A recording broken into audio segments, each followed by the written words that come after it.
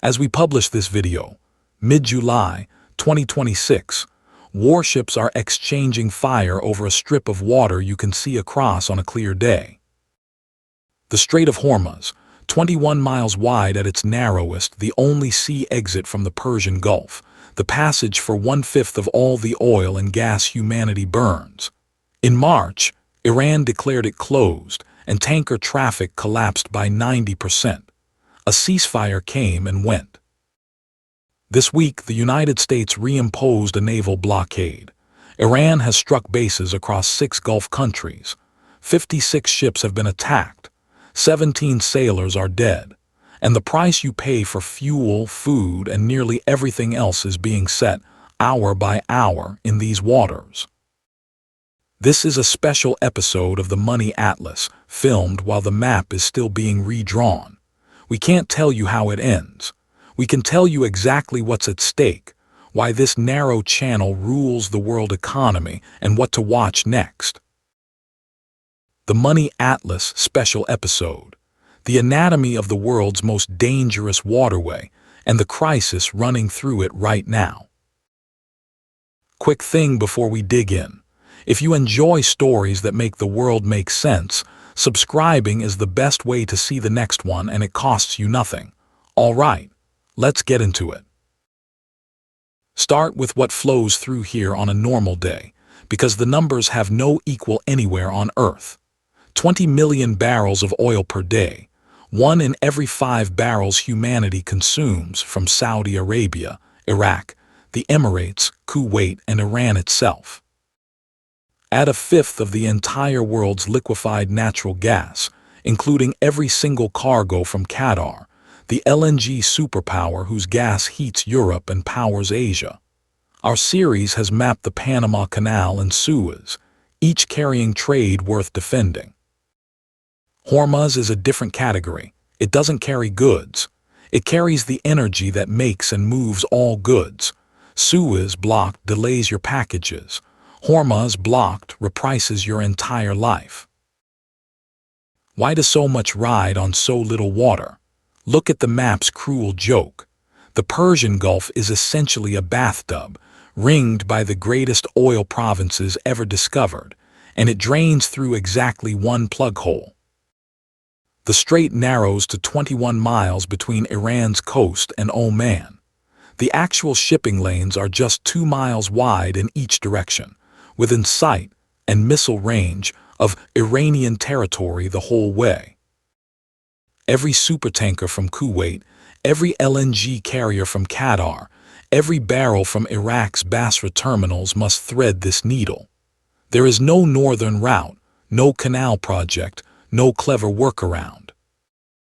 Geography dealt the world's energy one door and put a revolutionary state on the doorframe. Now the twist most coverage misses. Whose oil is this and who's actually exposed? The shippers are the Gulf producers, but the buyers, over 80% of Hormuz crude, are in Asia. China is the single largest customer, including nearly all of sanctioned Iran's exports. India, Japan, South Korea line up behind it. The United States, meanwhile, barely imports from the Gulf anymore. The shale revolution made America a net energy exporter. Chew on that irony. The U.S. Navy is fighting to keep open a strait whose oil mostly feeds China, because oil is one global market, and a supply shock anywhere is a price shock everywhere. That's the petrodollar episode's lesson: wearing body armor. The system is indivisible. Nobody gets to opt out of a Hormuz crisis. Why not just go around every crisis the same question, every crisis the same brutal math? There are exactly 2 meaningful bypasses. Saudi Arabia's east-west pipeline crossing the peninsula to the Red Sea, and the UAE's line to Fujairah, just outside the strait. Add Iraq's rickety northern route through Turkey and you get, at heroic maximum, around 9 million barrels a day of detour capacity, against 20 million that normally sail the strait. Half the flow minimum simply has no alternative path. And here's the grim update from our Suez episode. The Red Sea exit for that Saudi pipeline runs past Yemen, and this week the Houthis threatened that strait too. Both doors of the Middle East under fire at once. The world's energy map has never looked more like a trap. Has this happened before? Almost, and the precedent guides every planner today. During the Iran-Iraq War of the 1980s, both sides attacked Gulf shipping in the tanker war. Over 400 vessels hit, sailors killed, insurance rates vertical. The U.S. Navy ended up escorting convoys and reflagging Kuwaiti tankers under the American flag. Yet even then, the strait never fully closed, traffic thinned, prices spiked. But the oil kept moving, because everyone, including Iran, needed it to. That history built a 40-year assumption in every ministry and trading floor. Hormuz bends, but never breaks. In March of this year, that assumption died. Understand why closure was long considered irrational, because the logic was sound, until it wasn't. Iran's own lifeline runs through Hormuz. Its oil exports, the regime's cash flow load at Karg Island, deep inside the Gulf, and sail out through the very strait it threatens. Its biggest customer, China, is the country most hurt by closure. Blocking Hormuz is economic self-strangulation, which is why for decades Iran threatened it constantly, and did it never, the threat was the weapon. What changed in 2026 is the calculus of a cornered state. When war came anyway and its exports were being strangled by strikes and sanctions regardless. The cost of closing the door it was already losing dropped to nearly zero. Deterrence math only works while everyone still has something to lose. So the timeline of this year dated precisely because events are still moving. March 4th. After weeks of war, Iran declares the strait closed and backs it with missiles and mines. Tanker traffic collapses 90%. Roughly 10 million barrels a day vanish from the market. Fuel prices surge worldwide in what's already being called the 2026 fuel crisis. Months of grinding negotiation produce a memorandum of understanding. The strait reopens faster than anyone dared hope. Traders price in 93 million stranded barrels returning, and oil falls 11% in a single session. It took 2 months to negotiate that page and a half. It took 3 weeks to unravel. Which brings us to this week, the situation as we publish, July 16th. The United States has reimposed its naval blockade of Iranian ports and announced something without precedent. A 20% fee on cargo shipped through the strait, a superpower charging rent at gunpoint, an extraordinary moment for anyone who watched our petrodollar episode. Iran has answered with missile strikes on bases across 6 Gulf countries. American forces have struck an empty tanker running for Karg Island. The verified toll, 56 ships attacked, 17 merchant sailors, civilians, doing their jobs, dead. On Tuesday, exactly 21 ships dared the transit. The normal number is several times that. The strait is, right now, half open at the pleasure of 2 militaries. And here is how those 21 miles reach into your wallet. Brent crude, $69 in mid-June, spiking toward the hundreds at the worst, down 11% in a day on the reopening, back to the mid-80s as the blockade returned. Every swing cascades.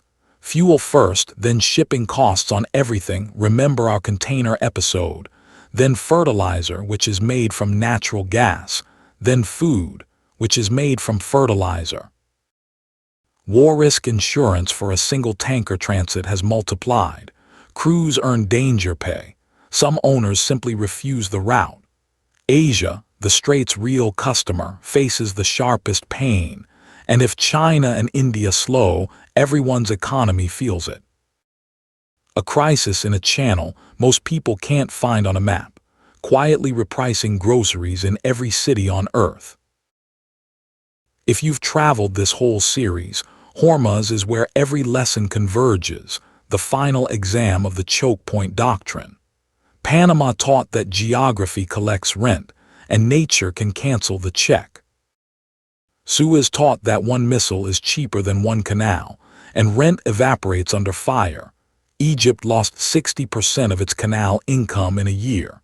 The container episode taught that hyper-efficiency is hyper-concentration. Hormuz is all of it at maximum stakes, the narrowest funnel, carrying not products but the energy beneath all products, with no workaround in the world's most volatile neighborhood. The global economy's greatest achievement, one seamless, optimized planet, has always had this asterisk attached. This year, the asterisk caught fire. We won't pretend to know the ending. By the time you watch this, it may already have moved. So instead, here's how to read the story like an analyst, with 3 signals that matter more than any headline. 1. Daily transit counts through the strait. Trackers like Kepler publish them.